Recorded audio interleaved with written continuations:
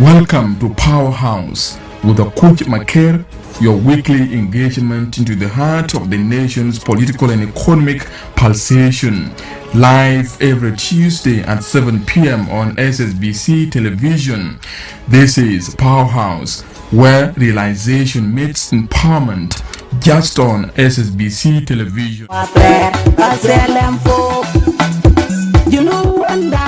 You know wonder I is a Rasalam Malay Arkaishabi Asalam Kakegiro Biryagi Waper Asalam Folk Asalam Kakegiro Biryagi Waper Asalam Folk Condit Wangum is a Rasalam Himanuel K. Byron Daddy Afin Bajilamum Asalam Folk Condit Wangum is a Reflecting on the vital date of May 16, 1983, marks the inception of the Sudan People's Liberation Army, catalyzed by the leadership of the late Dr. John Garang de Mabur.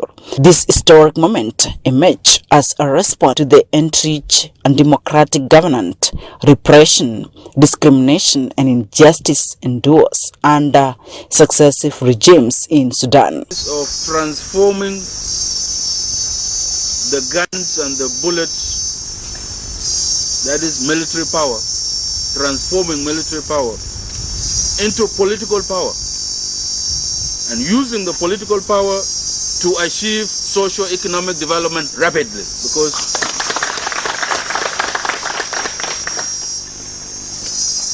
there is no meaning of revolution unless it makes our people happy. Unless the masses of our people, as a result, become prosperous, they go ahead, they advance, they get shelter, they get food, they get clean drinking water, they get education, they get health services.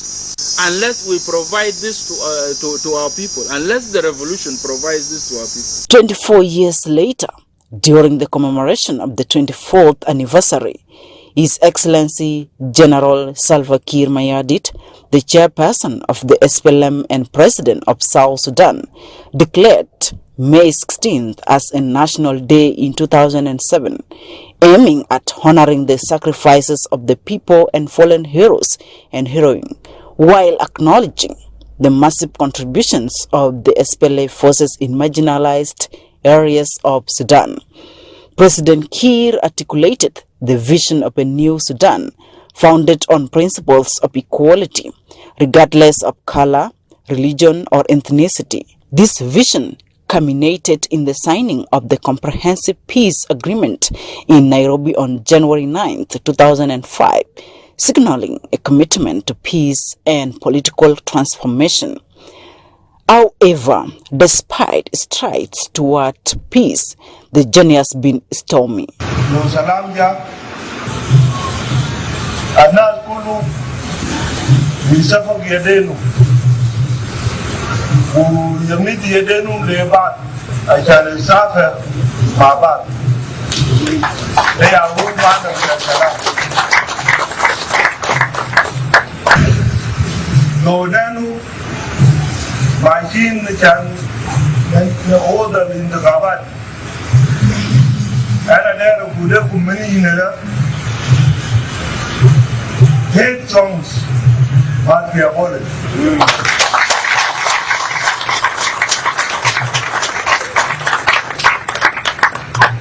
وكلام اللي بيجيب كراهية لازم يوقفوه كله.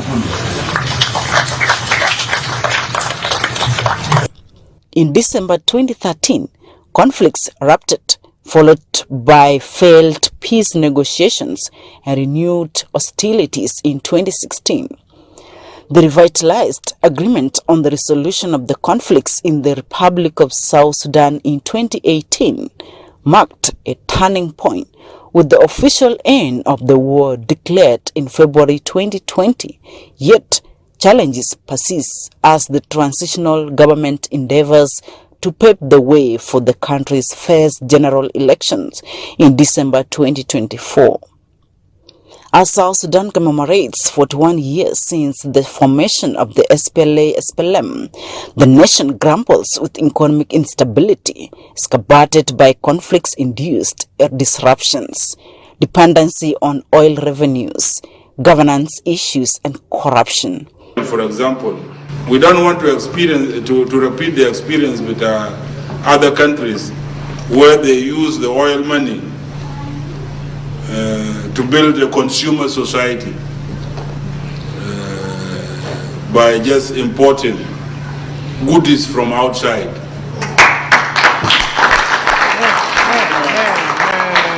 We want to use the oil money literally to fuel agriculture. In response, the government is prioritizing economic reforms, focusing on agriculture and natural resources to stimulate growth. We need to diversify our revenue sources and increase local agricultural productivity. The government, through the Ministry of Agriculture and Food Security, has a made-up plan to boost and increase agricultural production this year across the country. Looking ahead, questions lingered regarding the fulfillment of the SPLA-SPLM vision and mission, the efficacy of current leadership and strategies to address economic challenges and corruption. As the SPLM navigates these complexities, ensuring the implementation of its founding mandate remains paramount for the future stability and prosperity of South Sudan.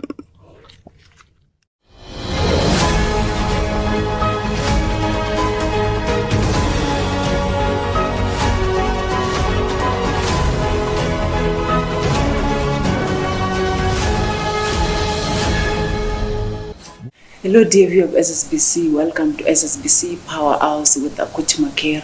Today we all know SPLM is celebrating its 41st or 41 anniversary since its formation, and we have the honor to host Honorable Kuol Manyang, who is one of the SPLM co-founder and also the senior presidential advisor, to tell us since the formation of the SPLM in 1983, what are some of the achievements they have made so far and how is it progressing in the country?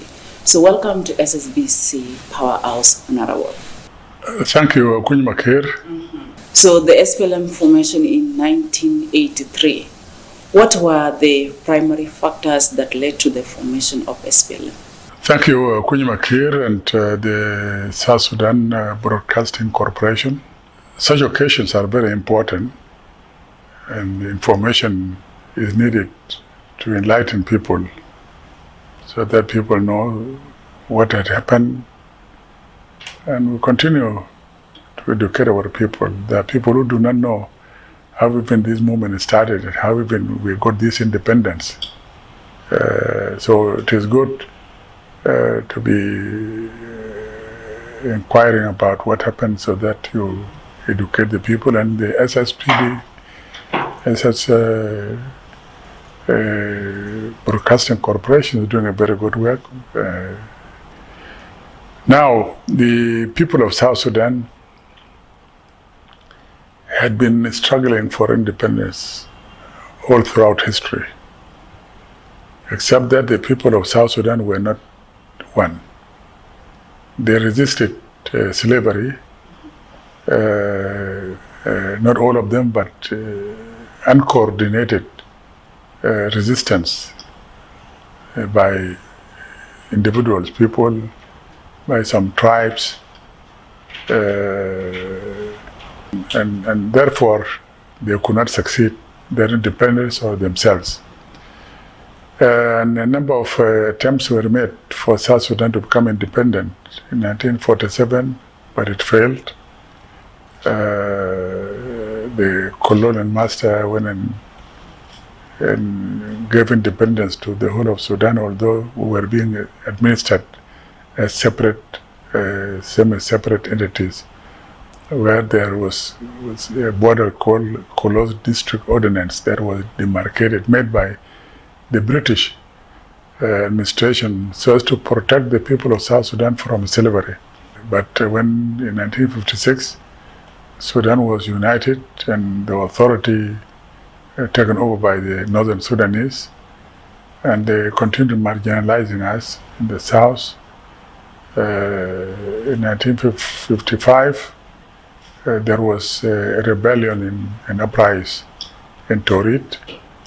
Again, it was not well coordinated, and but nevertheless, it took time for people of South Sudan to join the movement. It was first under Father Saturino, who died in unclear circumstances at the border of Uganda and South Sudan. And then after that, many movements came, and people of South Sudan had different governments in exile. Governor of Nile, of Anyedi, of Azania, but later on William Deng Nial in 1965 decided now to go back to the country because he realized that the armed struggle was not successful because there were nobody supporting them militarily. African Union was not ready, or African countries were not ready to support any secessionist movement. So he thought of going back to Sudan and form SANO inside Sudan. There was already Southern Front inside the country. But then William ended being killed by the Sudan government, and the round table conference that was made failed. But the Anyanya continued, and Joseph Lago managed to unite the armed movement, which became called as Anyanya, and struggled. And in 1972, a peace agreement was made that gave Southern Sudan by then local autonomy, and that went very, very well. And the Northern Sudanese, who had their own agenda of Islamization and Arabization of Southern Sudan, they abrogated the peace agreement by dividing southern region into 3 regions. Further, they went and divided again into other, became 10 regions. The rebellions started in 1975 in Akobo, led by Gordon Kong, Chol, and Vincent Kwany, and others, and they went to Ethiopia, and they remained there in Ethiopia for 8 years until 1983. They were not fighting because there was no support for them. In 1975, Captain Agwet Alfred Agwet, rebelled in Wau, an attempt to bring him back by late Brigadier General Emmanuel Abur, Matuang, Jibril Makoy, and Leo and Kucha then failed. They ended up being killed by Alfred Agwet because Agwet was saying, "You have delayed the rebellion. We wanted to make an uprising. Why do you delay this? And you want to take me back to Sudan so that I am killed?" So he killed them, and he went to Central African Republic. Sudan managed to apprehend him there, and was brought and was executed. There was in 1977 an attempt by a Sergeant Major of Wildlife called Paul Puk, and where he attempted to capture the Juba airport. and that also failed. Now, South Sudan was going well with development and all this, and the North decided now to undermine this. So, but they started, Northern Sudan started transferring this southern component, the Anyanya forces, to the north. And the plan was so that they divide the south to prevent south from rebelling. So there was a problem now what to do. Those of Dr. John and many other was his colleagues had a plan of rebelling or of uprising and separating South in July 1983. But then the forces were being taken away from the South, taken to the north. Here the battalion 111 was taken to Darfur. Other forces were being taken to Northern Sudan. When the 10 came for the battalion 105 to be removed, to be sent to the north, then the soldiers rebelled. Carbino Kwanyen came, who was a commander of a force of Pachala, and Dr. John, who was the leader, ordered him to come and take over the command of the forces in Bor of 105. So they rebelled, and there was fighting on the 16th of May 1983. And Dr. John told them to move out from the town and directed them to go until they went to Ethiopia. Now the success of this, the failure of the first movements was the lack of coordination, and then the lack of also external support. This is why they failed. This in 1983, Dr. John had already made some arrangements with the Ethiopian government because Ethiopia, Sudan government was supporting the Eritrean liberation movements who were fighting to secede from Ethiopia. And therefore, Ethiopia thought there was also a necessity for them to support the SPLM because tit for tat. Since the Sudan government is supporting the Eritrean liberation movement, then also Ethiopia have the right also to support the SPLM. Ethiopia was encouraged because a lot of people went to join the SPLM in mass. So there were huge number of forces. And that is what resulted into the success of the SPLM.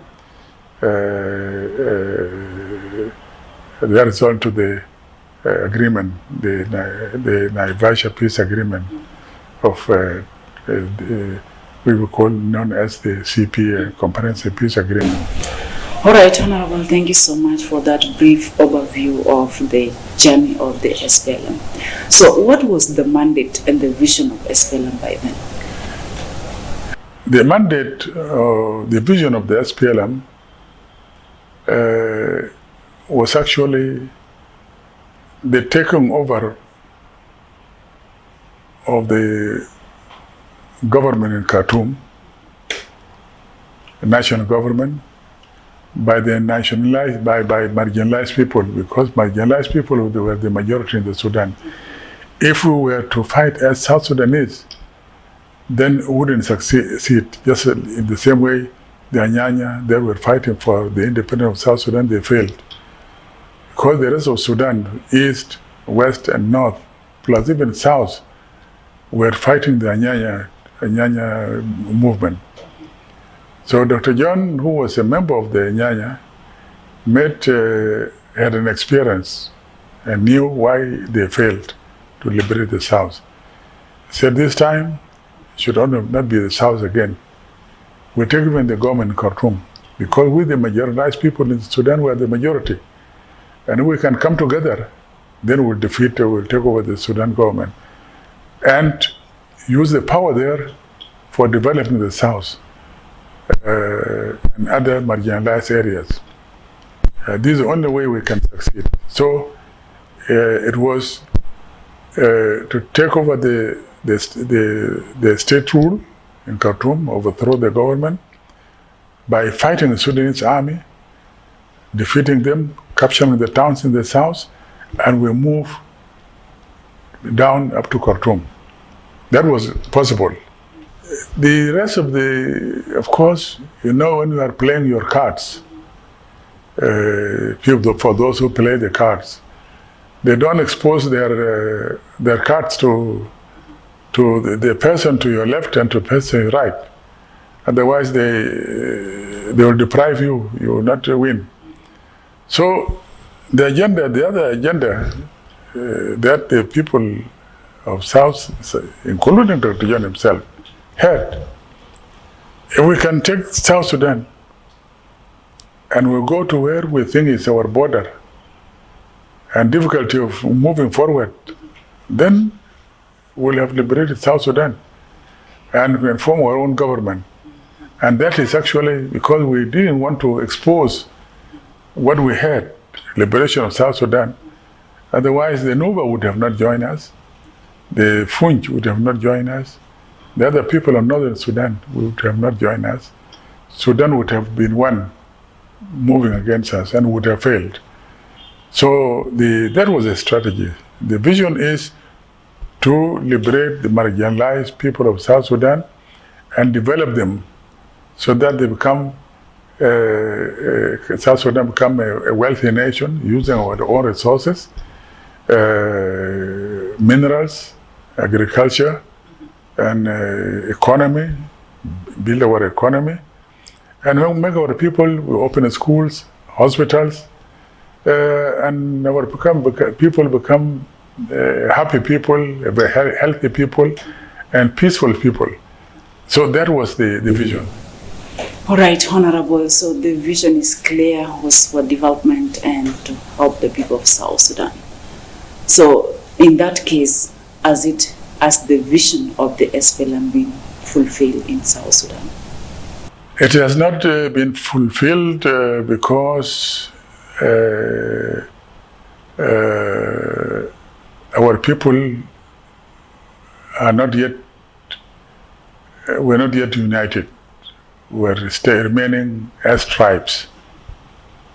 Because we've never been a country, a nation before. We're just tribes that were even not united among themselves. With the exception of Zandi, that was the only tribe that was united, and they had a kingdom, and they had their own government. And it was the British that came and fought them, killing the king, Budwe, and annexed this part to the Sudan. Chuluk, they had the kingdom, but also was not well developed, but they had a kingdom. They acted at one. The loyalty to the king, the Anuak had. The rest of the tribes had no central government of their own administration. So to unite these people, there was issue of tribal, this is my tribe, why my Anirud, why should it be that person, which is that we are experiencing now, even up to now. You find people are complaining now, it is this tribe that is, our tribe is left out, and people of a section will go, where people are not. So this created rebellions. Even when we were fighting the war, some people, there were also movements that were opposed to the SPLM, and they were allies of the Sudan government fighting us. It's only for tribal interest and individual interest. So this interest, we have been at war all throughout, since after independence. So this, when there is war, there can't be development. You cannot even develop your resources. There was no stability. And people were being displaced here and there and there. So the vision could not be realized. and we did not settle. We have become refugees and displaced people. So war is bad. When there is war, you cannot even implement what you want to do. So these are the challenges that we are still facing up to now. You have so many parties. External forces also interfere behind. They do not, those who are eyeing for our resources, they agitate so that there are some who are benefiting. They say where there is war, there are benefits. So people who want war to continue so that they benefit, both people outside and people inside. So this is the situation. Right, Honorable. Following the passing of John Garang and the other key figures in the history of SPLM, how has the SPLM evolved over the years? You know, the SPLM, what united the people of South Sudan was the war. We're fighting a war so that we become independent. But the policy of the SPLM was not yet internalized because education matters. People were not educated. An educated person always will be looking for own interest. And this is why you find some people even don't see even the importance of education. If they can get wealth, what is the importance of education? So it is, yes, the war, it is the army that actually united the country. But politically, still people wanted, there was struggle for power. Right away from before the CPA, the rebels that were against the SPLM, then again the declaration of 1991 by those who were claiming to have overthrown Dr. John, and after the peace agreement, an attempt was also made to unite our people, and Gordon Kong Chol with his team, Matip Nyal, Paulina Matip came into the, but there were some other also who were fighting us, continue fighting on tribal lines, a lot of movements. So it took time. We will, and then 2013, it was also power struggle. That is on to a fight, internal fight. And each person will call himself SPLM United, SPLM what, SPLM what. So everybody wants to own the SPLM. So the SPLM itself got divided, and with a lot of negative agitation here and there. So people are confused. But the people in the countryside, many people, they like the SPLM, but the SPLM is not united. Attempts are being made now by President Salva to give amnesty and let the people come in. And we don't charge them even for whatever mistake they did, because it will result to also reaction. So the SPLM is trying now still to unite, unless we are united or agree to form independent parties, and we'll go to the parliament and the people elect the people's choice. And this is what we want now to happen. Elections to be made, and those who will win, if I lose the elections, then I will go and sit, I will accept it. This is the choice of the people. And why should I take up the arms and go and fight? So this is the situation now. All right, Honorable, 41 years later after the formation of the SPLM, how has 16 May impacted the life of South Sudanese citizens? Our people are very resilient. And the crisis that have happened, when people are suffering, they blame the SPLM. They say they blame the SPLM. Of course, the SPLM cannot be blamed. These are people who are in the SPLM. But they blame the SPLM, the leaders in the SPLM. We are being blamed, and we accept it because this is what is happening. Like now, the Sudanese currency, South Sudanese currency has gone to that level, 3,000. There must be somebody be blamed. And we are being blamed of the SPLM. We tell our people it's not us. It's not the SPLM. These are individuals. Who are controlling these individuals? Everybody who doesn't get a chance gets a gun to go and fight. So it's us, the people of South Sudan, who have not yet realized the importance of uniting our people. Unity is important. Unity is progress. When people are united and accept democracy, then this is where people can move ahead. So SPLM is alive. People still like it, and there's no competitor. And now the president has gone to Nairobi to open peace talks between the government and the movement there, or our elements who did not sign the peace agreement. And we hope this agreement will be realized. We're ready to implement it because we want all our people to unite. Even if all of them want to become vice president, let us make them. So there's no, if they tell me, Kuol, you step down, I will accept it. Because I'm not interested in, I don't like this war to continue like that. All right, Honorable. Talking of the peace process that is going on currently in Nairobi, so as the CPA that was signed in 2005 effectively resolved the internal conflicts that plague South Sudan. Let's hear the answer after the break.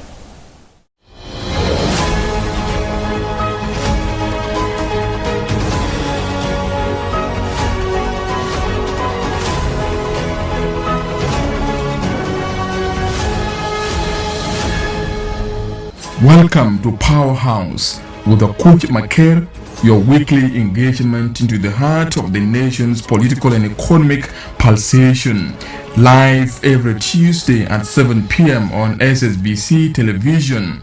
This is Powerhouse, where realization meets empowerment, just on SSBC television. Hello, dear viewer of SSBC. Welcome back after that short break. Honorable, before we took a short break, I had asked the CPA that was signed in 2005. How has it resolved the internal conflicts that plague South Sudan? Yes, the CPA brought independence to South Sudan. People of South Sudan united, and they all vote for the independence of South Sudan. That was a positive part. We have a government, and in spite of all the challenges here and here, we are yet a government, a member of the international, of the UN, of African Union, of the region, like any other country, and we have our own country. Now, what are the challenges to be resolved? It is peace, and we appeal for our people to accept the peace. Now, we cannot be all ministers, and we cannot all be all government officials. A government will only absorb only 5% of the population in terms army, organized forces, civil servants which are in the government machinery. But 95% go to the private sector. They farm and they have to work so that they get food to eat. This is what we are telling the people. So everybody see, Kuol Manyang, example, our people, they think that God will give them food. They think that the SPLM will bring gold, food and everything. They don't want to work. Everybody wants to work in the government. But the foreigners who have come, they didn't come with money, empty-handed, but came and offered their services. They see the Eritreans who came here, they didn't come with money. but they came to make water and sell the water to us and save the money. The Ethiopians the same, the Ugandans the same, the Kenyans the same. They are the ones delivering services to us. So we are not yet. We don't have the skills. We do not want even to be mechanics. Everybody wants to be a university graduate, which is now looking now to go for PhD. All right, Honorable. In 2007, during the declaration of the 16th May by His Excellency President Salva Kiir Mayardit, he has talked of how South Sudan should be free of corruption. How successful has the country been in addressing corruption today? It's very difficult. It's very difficult because when the arms are in the hands of the people, then they remain a threat to democracy itself. Because somebody is apprehended and charged, his people will threaten to rebel. And this has happened. So it's difficult to. So what we are appealing for our people, insecurity doesn't help us. It doesn't help you, everybody.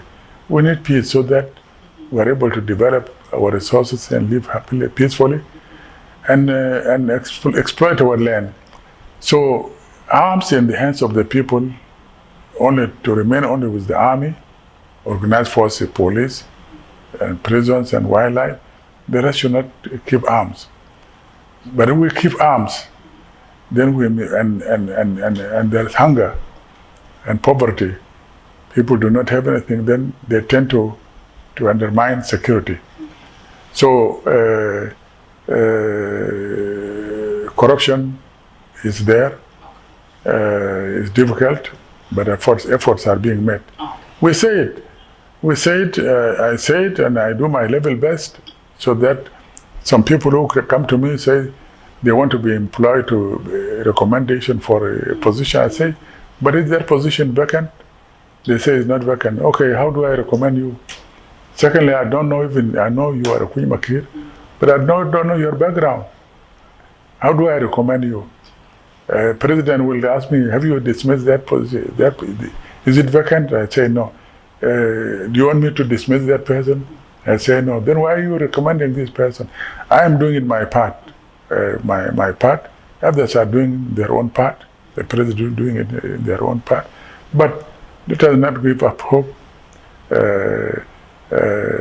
When we don't work, then there must have to be corruption. People, they come and overwhelm. They stay with their people who are in the government, and somebody in position of power will be compelled now to steal from the government. That is corruption. Employing somebody who has no qualifications, and that is also the same with nepotism. Employing my relatives, then it creates also another problem. What initiative does the SPLM have in place to support veterans in the country? It's not the responsibility of the SPLM, but the responsibility of the government of South Sudan. These people have done their level best, and we are trying to look for money so that the veterans are taken care of, to get loans from other countries, because the oil money is not enough. Now it is not flowing now because of the crisis in Sudan. But now the government is trying to look for loan, somebody that will give us loan, a country, so that we pay them off, give them their right, put hospital for them, good hospital so that they are taken care of, and a decent accommodation, and give them their gratuities and pension. This is the plan. This is what we are working now. So you have told that you will take loan, and recently the government said they will embark on agriculture. And during your struggle as SPLM, you are focusing that the oil money should be used in agriculture. So what went wrong in the process? What went wrong is, which is the same what I said, the corruption went wrong. People agreed they want to take the money, And they think taking money to the neighboring countries to go and hide the money is the best way. So money were taken. Instead, the Ethiopians and the Eritreans and who are here are the ones building the country. They have the hotels, very good hotels. Now we can be proud.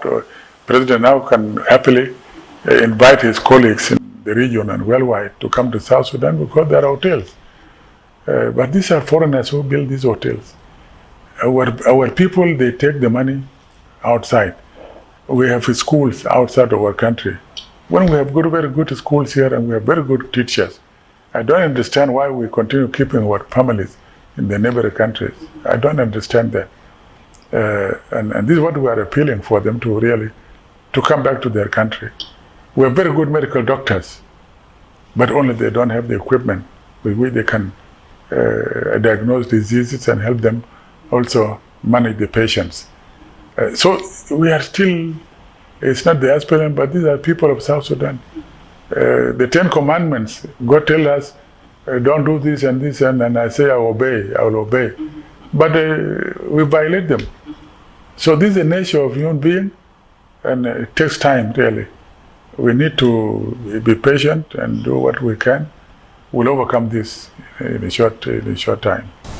All right, Honorable, do you believe the SPLM is effectively guiding the country in the desired direction? The vision and the mission are still in position. We are committed to it. But as I said before, culture also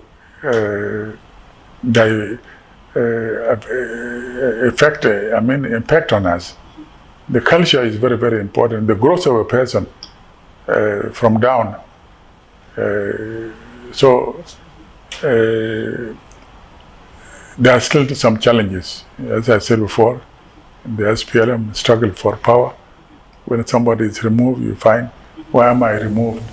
So how are you responding to those challenges to ensure that your vision is in place? Well, we are really studying how to go around it, and the president has just made some changes in the SPLM or improvements, where I am now being put as the deputy chairman of the SPLM responsible for reorganization and